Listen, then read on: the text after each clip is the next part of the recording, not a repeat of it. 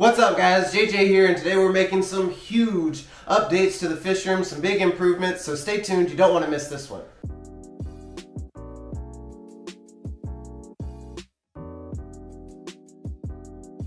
How's everybody doing today? I hope everything is great where you are.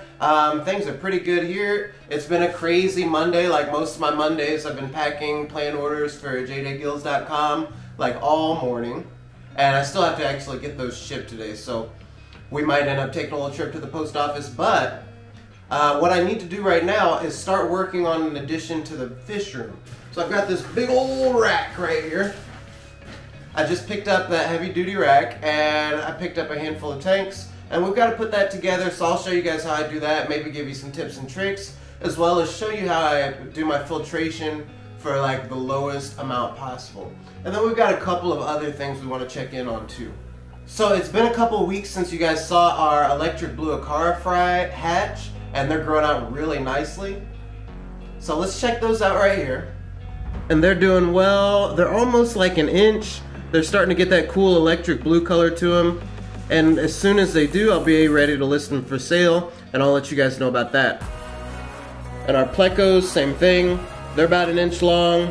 I'm gonna get a little more size on them, and then they'll be ready as well. And as far as some of the other fish I breed, my angelfish, they've spawned a couple of times, and they still haven't figured it out. I don't know.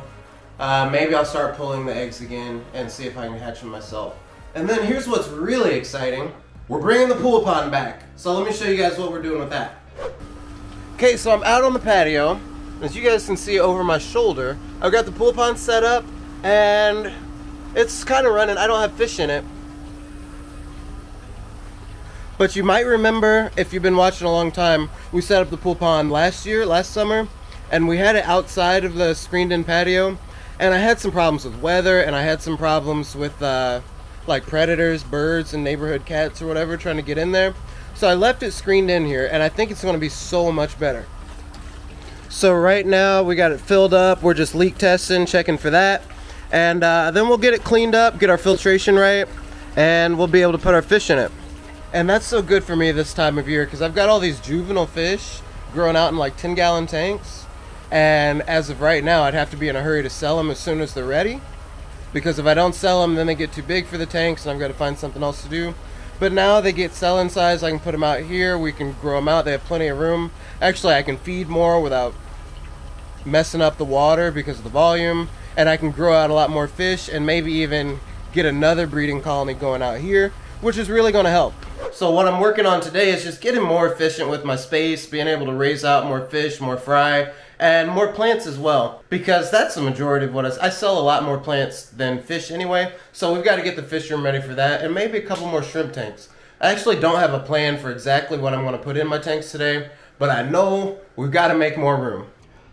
So yeah, I just picked up a handful of tanks the other day. These bad boys were half off, good time to do it. So if you're watching right away here in June, you got a week or two left to go to Petco and get some half-off tanks. And then I've got my heavy-duty stand right here. And if you're doing a project like this, when you get those heavy-duty racks, that shelving, make sure you check the maximum capacity for the shelves and the structure as a whole, because fish tanks weigh a lot. I mean, like a lot. Look it up or do the math. I could put a whole chart here, but who knows if I'll do that. So we actually saved a lot of money. I think I got the stand and the tanks that I have for today's setup for just a smidge over $100, maybe like $110, $120, which is crazy good, because these heavy duty stands are like $150 usually, depending on the size you might go $200. This is one of the smaller ones, it's only 3 feet wide. And then the tanks are all half off, so yeah, I got the rack on sale and the tanks on sale, and we were right at about $100. And oh, I got some air pumps for filters. We'll talk about those when I open that up in a little bit, but I saved a whole lot of money on those as well. As someone who's been in the industry and worked in some stores, I should probably do a video that's just about how to save money buying stuff. Because you guys have seen the fish room, I've got thousands of dollars worth of equipment, and I've only spent hundreds. So if you want to see a video about how to save money at pet stores, let me know in the comments, because that could be coming up really soon. Here's what we're working with, guys. I have these couple of plant tanks, and this is where I put my plants that are like ready to sell after I like propagate them and all that. and they're just kind of sitting on end tables. So what I want to do is build this rack, and I think I should be able to fit 3 10-gallon tanks per shelf on the rack, and then we can use this space and be so much more efficient and not having these sit on end tables. And then one of the other things I want to do, which is why I didn't buy more tanks, I only bought 3 tanks, is that these racks, I didn't have the dimensions quite like I want them. And I don't know if you guys can see here, but there's more overhang than what I'm comfortable with, turning the tanks this way. So I want to take a tank off those shelves so I can turn everything so it fits better there. Now, I've had people ask me if you can have some overhang on your stands, like if your tank is hanging a little over the edge. And the answer is yes, but you don't want like a lot. That's almost 3 inches hanging off. I want to fix that. Like 1 inch on the left and the right, not a problem, but you don't want to push it too far. So what a lot of people don't realize is that most of the load on these black rim tanks is not being held by the glass itself, but it's dispersed around the edge of the plastic. So you have a little more wiggle room than you think you do, but you never want to push it too far, because the worst thing that can happen is you have a tank explode. And I've only had that once, but it's absolutely miserable. I had a 60-gallon tank explode last year, and oh my goodness, I almost lost a lot of fish. It's a good thing I was here when it happened. But without much further ado, let's start working on getting everything open, getting everything set up, and hopefully we can make some big upgrades before I have to go to the post office and get all our orders out today. Okay, so honestly, I'm not sure the best way to do this. Like, do I set up the rack and then put the tanks on it and move the stands, like the end tables? Or do I move the tanks now and then I set up the rack where I want it to be? I actually think I'm going to do that one. So we're going to move these end tables that this 20 and this 10 are on to the side, and we're going to try to get the rack to fit in it. And like already, just sliding that stand over, a 20-gallon tank is heavier than it looks with water in it, so we'll probably have to drain them out in a bit. Oh, there's a lot of electrical. I'm going to be better about my wires this time around, because it just gets so cluttered, it starts to look like a mess.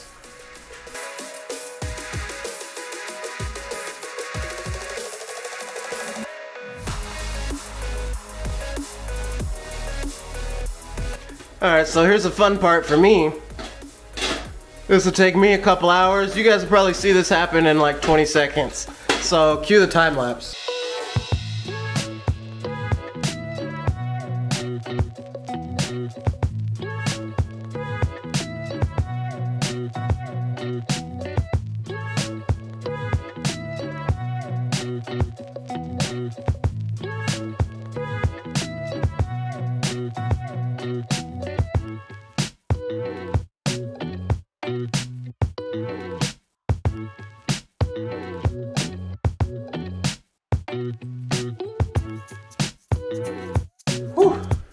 Well, the stand is done.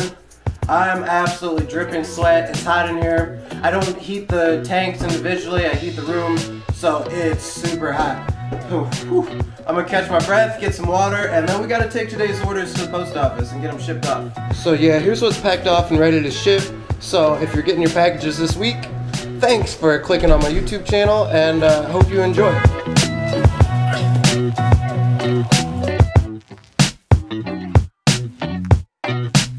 Alright, everything's in the mail. Everybody should get that in about 3 or 4 days, tops. And I gotta stay hydrated because it's 100 degrees in the shade out here in South Florida. So let's get the tanks from the garage and start setting everything up, and I'll show you guys how I do my filtration for the lowest cost possible.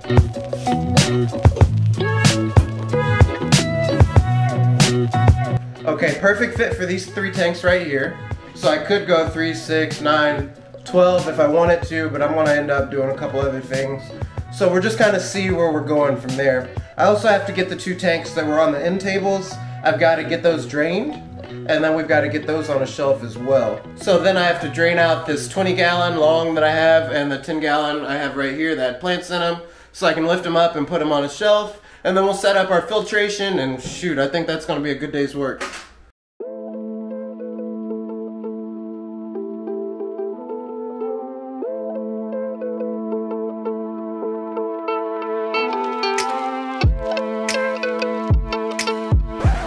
I had to take a break from setting up aquariums because I looked out of the window and I saw this guy. Aww. Hey, bud. What's up? So yeah, that tortoise was zooming across the yard. I thought we'd go say hi. All right, there she is so far.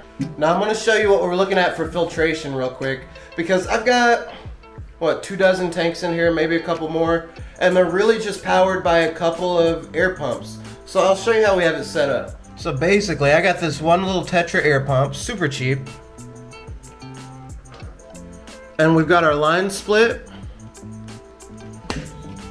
And I hope you guys can see this. So I have the line split, and then we go down and we have a control valve. Right here, you've got to have the control valve. And then we have that connected to a sponge filter. And I did that for all three of these new tanks. So we got our split, we've got our control valve, and we've got our sponge filter. And what that does is allow all three of these tanks to be filtered by one air pump. Depending on the size of the air pump, I could do more. And it saves me a lot of money on supplies, power outlets, and energy costs. And it really just is the most convenient thing.